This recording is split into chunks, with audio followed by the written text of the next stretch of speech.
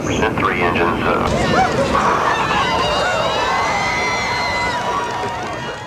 In 5 seconds, NASA's theory is destroyed by a demo. 73 seconds later, the truth explodes. It wasn't the shuttle that failed, it was NASA's culture of arrogance. And the proof? A glass of ice water. January 1986. A severe cold snap hits Florida, and temperatures plummet to record-breaking lows. Engineers began warning that the rubber seals on NASA's Space Shuttle Challenger could fail in the cold.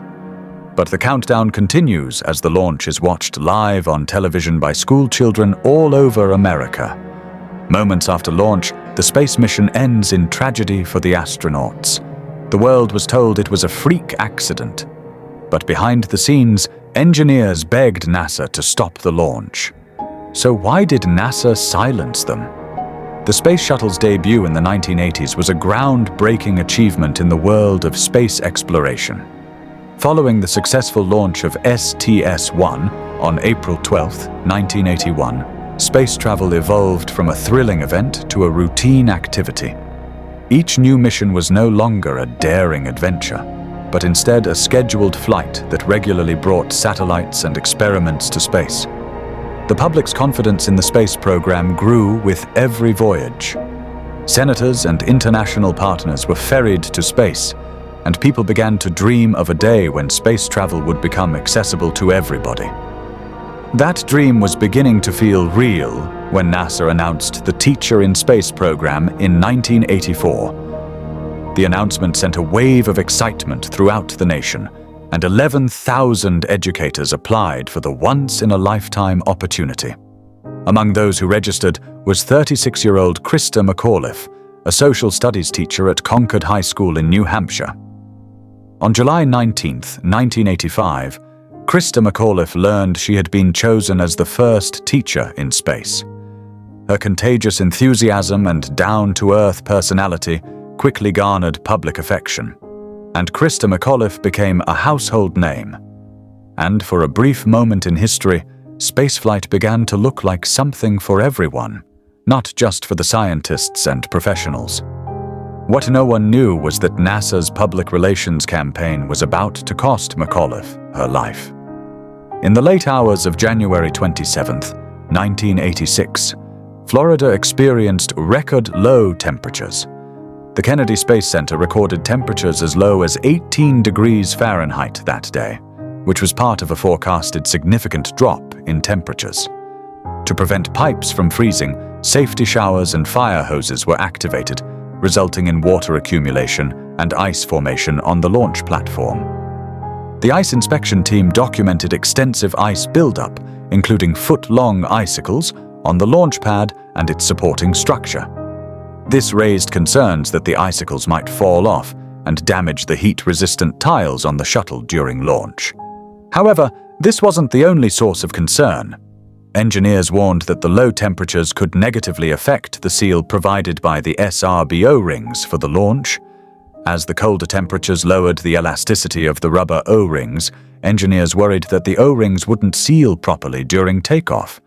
They were specifically concerned that the O-rings wouldn't be extruded to form a seal in time. Due to mounting pressure from previous delays, NASA's leadership, which had the final say, was determined to launch the shuttle despite several warnings from engineers. Tensions began to rise on the eve of the launch. Engineers from Morton Thiokol, the company that built the shuttle's solid rocket boosters, were on teleconferences with NASA managers to discuss the safety of the launch. Robert Lund and Joe Kilminster highlighted the potential risks of O-ring failure at low temperatures.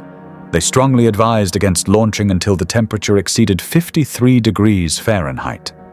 Their recommendation to delay the launch, however, was met with resistance. Lawrence Malloy, the NASA SRB project manager, argued that the evidence presented by the engineers was inconclusive and demanded to know if Morton Thiokol expected him to wait until April for warmer temperatures. As the teleconference dragged on, both sides refused to reach a tactic agreement on the launch.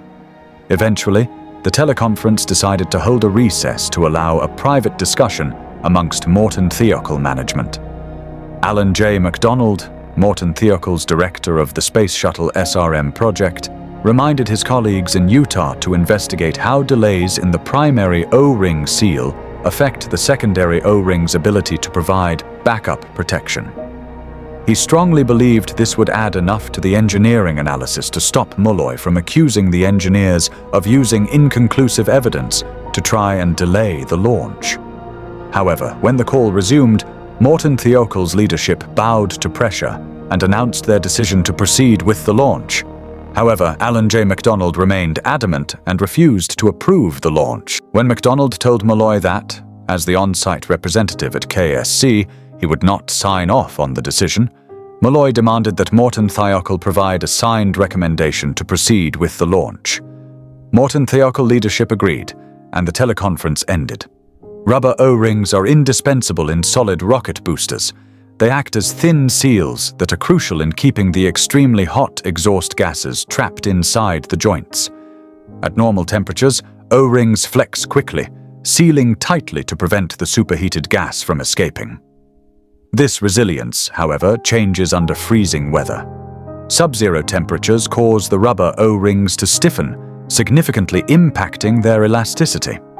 They lose their ability to spring instantly and become sluggish. That tiny delay, just fractions of a second, is enough to let the superheated gases slip past before the seal could fully expand. Engineers referred to this phenomenon as blow-by. This leads to a clear conclusion. The colder the weather, the slower the operations become, and the greater the danger of catastrophic failure. January 28, 1986.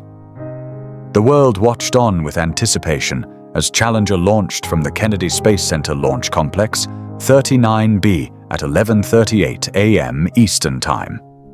A pillar of flames rose from beneath the shuttle, thrusting it straight up into a cloudless, cold sky. It was a sight to behold that captured the hearts of many. As the shuttle made its way to space, between T plus 0.678 and T plus 3.375 seconds after launch, 9 puffs of dark gray smoke were observed escaping from the right-hand solid rocket booster near the aft strut that attached the booster to the external tank. But at T plus 58 seconds, trouble emerged. A tracking film camera caught sight of a bright plume near the right solid rocket booster joint. This spelled the beginning of an O-ring failure. After just 1 second, the flame was already burning like a torch. Within moments, the flame was cutting into the strut that held the booster to the massive external fuel tank. At T plus 73 seconds, the worst-case scenario struck. The external tank ruptured. What came next was the ignition of all the liquid hydrogen in the tank that transformed into a massive ball of fire. This unexpected event forced the shuttle to change direction abruptly. As it traveled at Mach 1.92, Challenger took on aerodynamic forces that it was never designed to withstand and disintegrated mid-air. Its boosters tore free and spiraled wildly. In an instant, Challenger was gone. Forever. The disaster unfolded live on television. Across America, millions watched in disbelief, including classrooms where students had gathered to see Krista McAuliffe, their teacher in space, make history. Instead, they witnessed a national tragedy. What had begun as a routine flight became a searing moment of collective shock, etched forever into America's collective memory. In the wake of the Challenger disaster, the Rogers Commission was convened to investigate what had really gone wrong. Engineers who had raised red flags about the O-rings and freezing temperatures finally had their warnings heard. Roger Boisjoli, among other engineers, testified that the extreme cold had stiffened the rings, which prevented a proper seal, allowing superheated gases to escape from the solid rocket booster. A simple but powerful 5-second demo soon emerged. Physicist Richard Feynman dipped an O-ring sample into a glass of ice water. As the rubber stiffened before the cameras, he made the failure crystal clear. The problem wasn't abstract, it was a physical phenomenon, visible to everyone. The Commission's findings went beyond hardware. Yes, the booster joint design was flawed, But just as damning were NASA's culture and communication breakdowns. Pressures to stay on schedule had muted engineers' concerns. The disaster was as much organizational as it was mechanical. Reforms followed. The solid rocket booster joints were redesigned with new seals and heating systems. These brought the seals' resilience to new heights, as they could now endure even in very low temperatures. NASA introduced stronger safety oversight, new review panels, and stricter launch criteria. After a nearly 3-year hiatus, the Shuttle program returned to space in 1988 with the launch of Discovery. This was a cautious restart, especially after the public had started to lose faith in NASA. Challenger's legacy endures in memorials, museums, and classrooms throughout America. It serves as a poignant lesson in engineering ethics. When safety warnings collide with deadlines, lives are put at risk. The Shuttle era promised everyone routine access to space, and for a brief period, it delivered on that promise. However, Challenger exposed the cost of treating spaceflight as something ordinary. A flawed joint, a culture under pressure, and missed warnings turned what should have been a success into a tragedy. The reforms and fixes that followed, including redesigned boosters, stronger oversight, and a slower, safer program, all contributed to allowing the Shuttle to fly again. Yet the lesson endures to this day. In space, nothing is routine. Every launch demands humility, vigilance, and respect for the risks. Challenger's legacy is not just in memorials, it's in the reminder that engineering decisions are human decisions, and lives depend on getting them right. If Challenger had happened today, would NASA make the same choice? That's the cold truth that still haunts every launch. Thanks for watching. Hit the like button and subscribe for more content.